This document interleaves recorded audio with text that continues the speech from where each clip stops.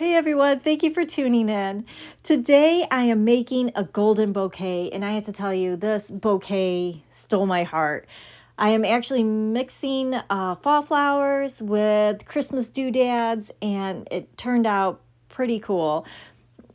This bundle of fall garden roses is a cream tone, but it has kind of a richer brown undertone, giving it like almost a golden hue. And that's what got me thinking about making a gold bouquet. Wouldn't it be cool if we added some gold doodads and just, went completely Midas touch on this bouquet?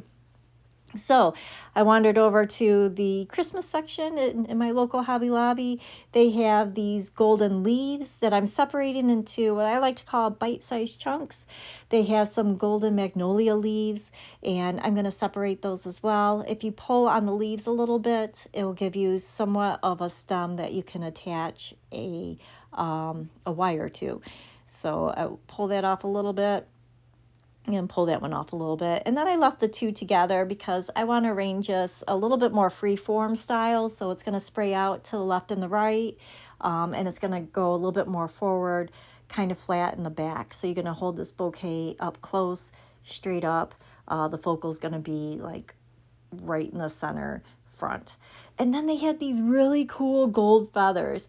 And what's neat about all of these doodads is that they're all wired, so I can really make them do what I want to. So don't we all want that? It makes something do what we want it to. I wish that that my website would work that way and just do what I want it to do. But it was really pleasing to bend these in the way that I wanted them to, and they would stay. So that is fun, and it makes it a lot easier.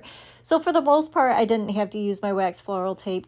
Just once at the beginning here, I started off with those gold branches. Mind you, again, they're all wired, so I could just bend them where I wanted them to.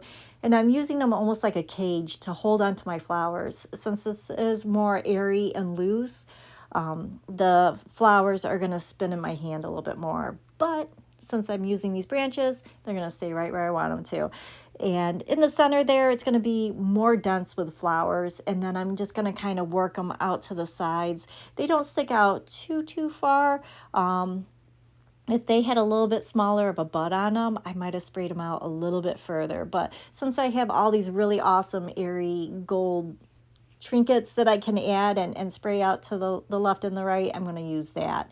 So I'm working in some of this gold leaves in there, trying to go towards the center so that looks still nice and full, but also keep them up a little bit higher so that they can spray out and give that wonderful airy feel. And one thing I noticed when doing this is that there are many different shades of gold. So just keep an open eye and make sure that the golds you have complement each other. I did see some doodads that had more of a yellow gold, which is still very pretty, but for this bouquet, I don't think it would have gone with the other golds. I think that would have stood out too much and been a bit of an eyesore. So trying to keep them pretty much the same tone helps a lot. And now that I think about this is a monochromatic bouquet, which is really easy to work with monochromatic colors, meaning just one color. So like if you did an all white bouquet, it's a lot easier to design with because you don't have to worry about dispersing the colors evenly. It's more of getting the shape of the bouquet and the texture of the bouquet, and just dispersing those textures different or evenly throughout the bouquet there. I used the magnolia leaves, which you could bend all the way to the tip too, just like that, the feathers. I used them more around the base of the arrangement to help hide my mechanics, and it kind of gave that heavier base. Since everything's so airy, it kind of grounds the bouquet. I'm working in those wonderful gold feathers. I'm going to go opposite ends on the diagonal there. I do want all my stems to point in the same direction all the way towards the center. And then I'm putting one out at the top. My dog just got sick, which is not funny, but it's showing up on my video here. So, oh, poor thing. And then I put the other feather up on the top.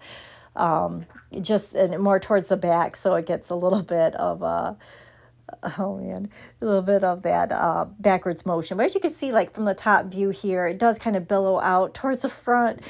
Rico, poor guy. Um, and so I'm going to tie this off with a chenille stem, and then I will wrap the handle and give it a nice ribbon treatment. And there you go. I gotta go take care of my dog. Thank you so much for watching.